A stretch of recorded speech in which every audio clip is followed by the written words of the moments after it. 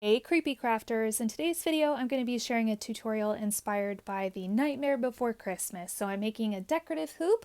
I'm going to go ahead and start off by painting my hoop black with some plain acrylic paint, and once it is dry I'm going to go ahead and use my hoop to trace around some fun starry paper to start creating my decorative scene. I'm going to go ahead and cut out this circular piece, and this will become the background of my hoop. I'm not so worried about the cat head there because I'm just going to cover it up later anyway. I'm going to go in with some of my black paint pen and just make sure that I fully have like the corners and edges all colored black. And then to really commit to the Nightmare Before Christmas theme, I'm going to go in with a thin white paint pen and make some scritchy little marks all the way around. So fun.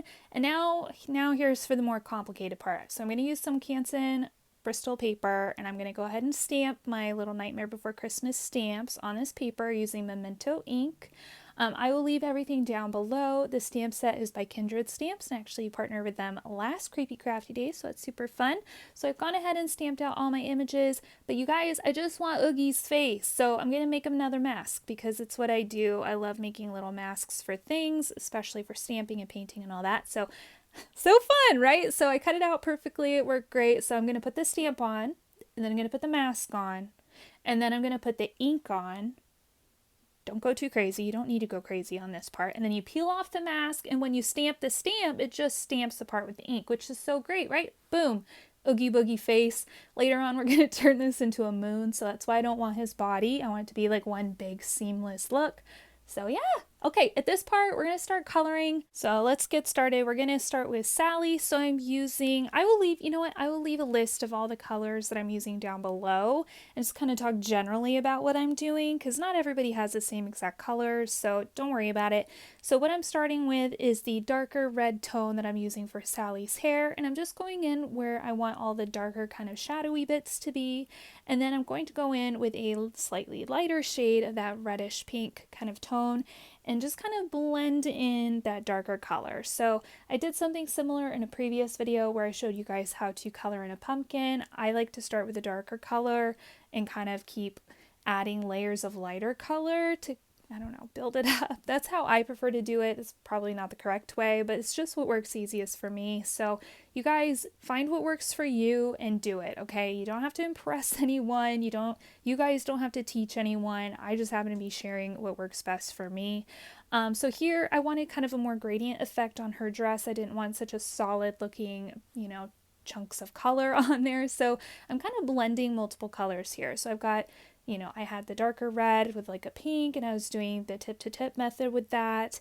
Here I'm doing some different tones of yellow to kind of build up a different kind of shade that I wanted. And then I'm going to go in with kind of a lighter sagey kind of bluey green color, and then go back in with a darker one, reblend, do the tip to tip thing again, just to get, a little bit of variation in the color on her dress so it's not so flat. But you guys do you. If you want to just straight up color, go for it. I was just being fancy and experimenting with these really fun new markers from Tombow. So these are the new alcohol-based markers. They're called the ABT Pros. I have used Copics a little bit before, and I find these ones so much easier to use. I do believe that they will be launching in the US within the VIP box, maybe. I'm not sure, so you didn't hear that here, so maybe think about going and signing up for the notifications for the VIP box, because they put new stuff in those boxes all the time, so what do I know, right? So anyway, for Jack, I'm going in with a couple of darker gray shades. So I've got like the black. Again, I just went in where I want the darker tones to be, and then going in with a slightly lighter gray shade and just building up that color. So even if it's a lighter shade, you can keep going back and building up the color, which is why I like working dark to light, because sometimes you don't need to build up a ton of color, right? So let the darker shades do the work for you, right? I don't know, that's just how I do it. So anyway, I will say that with Jack, I did forget. I totally spaced, so please don't be mad at me. But I totally spaced on going in and fine lining some little white lines for his pinstripes. such a fail, but I can't do anything about it now because one of y'all have this final project in your house already, so it is what it is. Anyway, I'm going to use a light gray on 0 and just kind of go around him the same way that I would color in a ghost, because he's white, he's a ghost, so it works. And then his little pumpkin nose, and you guys have already seen my tutorial on how to color a pumpkin, so I just went ahead and did that one off screen, since you guys know how I do that now. So fun! Alright, so anyway, at this point, this scrap piece of paper, I'm going to make my little curly Q, whatever, swoopy hill thing that they stand on and stuff in the movie. By the way, if you guys have not seen Nightmare Before Christmas, what are you waiting for? This is your year. You have to do it. It's one of my favorite all-time movies ever. So I'm just saying, if you want to be movie buddies with me, you should go watch it. But anyway, I went ahead and cut that out. I just used a pencil, kind of free-handed it. I think it turned out great. You know, it's fine. And then I went in with some of that Stays-On ink to distress it, kind of take away the white edge of the paper because it's not black all the way through the paper. You can see I tried to do like a little Oogie Boogie moon and it just wasn't good. I didn't like it. I need a bigger moon. So on this little blank hoop that I just have extra, I'm using that to kind of help me gauge where I want things to go. And just kind of pre-plan a little bit and figure stuff out. And you can see the bigger moon is going to look so much better. So I'm going to go ahead and die cut him out. That is why I stamped his face kind of far apart on the paper, so I had some room and some options. Then I'm going to color him in with some yellow alcohol-based markers. Again, I will leave the numbers down below. I think it's just 2 yellow ones. And I'm just scrabbling it and kind of blending it and just kind of making it look not such a flat yellow, so that there's a little bit of difference in there. Because, you know, I didn't have any yellow paper. If I'd had some yellow paper, I would have just stamped his face right on the yellow paper. But I didn't have any. It is what it is. But I did know that since I'm going to have a dark black background, I didn't want like a white edge on all my little die cut stamped images and stuff. I fussy cut them out, as you can see. So I just went around, you know, that white little border with the black alcohol marker, and it'll make them look blended in here in just a moment. It doesn't look so great right now because they're on white, but you'll see what I mean. So I'm just using that blank hoop again to kind of create myself a template where I need to cut the bottom of my little spiral hill. That way it will fit nicely. Ah, this is coming together. See? Oh, already it's looking so nice, right? Isn't it so fun? So again, I'm just going to use the blank hoop again to kind of help me trace where I need to cut Oogie Boogie's little moon guy.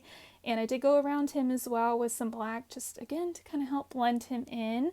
So I'm going to do that again here on this cut edge so you guys can see. See? Easy, easy, right? And it just helps make everything blend in together so much easier.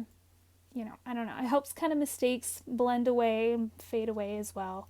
Now I did go ahead and glue him down in there, and then I'm going to add some adhesive to the bottom of Jack and Sally, just so I can kind of figure out where I want them on this hill without totally committing yet, because I do want this to be dimensional, and I'm going to add some foam tape behind the hill to kind of pop it up and away from the moon. And I think it's going to be so great. So I'm using the Tombow foam tape. I'm going to trim it in half because then it can kind of bend a little bit easier, which is nice. Once I have all the backings of that peeled off, it's time to just go ahead and pop the hill into the hoop. And you can see there's some fun shadows going on already. I love it. I think it's so much fun. I was going to use this pumpkin. I think I wind up not using him after all, but I want to just give you guys an idea of what he would have looked like if I had kept him in there. I decided instead to go with some of these little puffy sticker pumpkins. I thought they just, I don't know, the scale of them worked better. I liked how they were puffy, so they're dimensional. They add another layer, and I just think they're really cute. And I had a bunch, so why not, right? They were the perfect size, so why not? And of course, adding some of my favorite glittery bats from the Dollar Tree. I think this is turning out so cute, right, you guys? But it needs a little phrase, so I did leave some space there down at the bottom. So I'm going to write out the phrase "meant to be" with these tiny little Tim Holtz alpha stickers that I've had in my stash for forever. They do not want to stick anymore. That's how old they are. So I'm going to go in with some Tombow Mono Multi and my little tweezers just to kind of permanently affix them. And this is the finished hoop. I think it turned out so amazing. I love it so much. This is one of my favorite projects this year. And I hope you guys enjoyed it too. Thank you so much for watching. Make sure to share your creepy crafty hoops over in the Facebook group because you know I want to see, and I will see you guys in tomorrow's video. Bye!